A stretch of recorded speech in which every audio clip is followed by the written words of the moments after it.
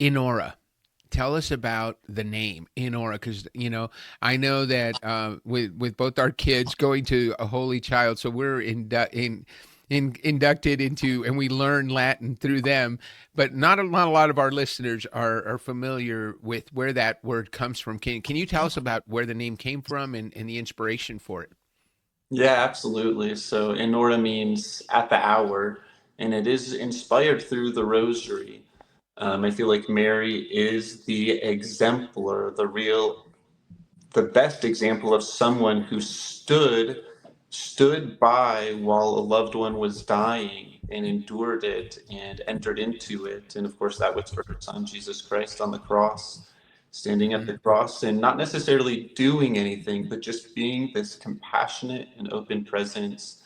So that's the idea of Inhora, is we're entering into that same encounter with a holy, sacred human being in this intimate setting of the deathbed.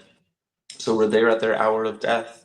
It's also, I guess, another inspiration for it is we're entering into this scene of death care at the hour when the healthcare industry is failing to meet the need, when other organizations haven't stepped into it as well.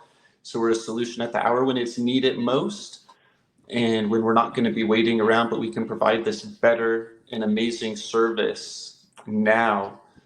And it's at the hour when healthcare workers themselves aren't being cared for by their employers, and nurses in particular, but also physicians and others. They're being worked to the ground, extreme shifts and patient to nurse ratios that aren't great.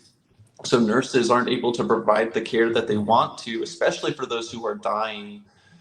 So everybody's hurting. So we're entering onto this scene as well at the hour when healthcare providers need a new solution and a person-centered solution to a sometimes failing healthcare system. Why not leadership? Why not lead different?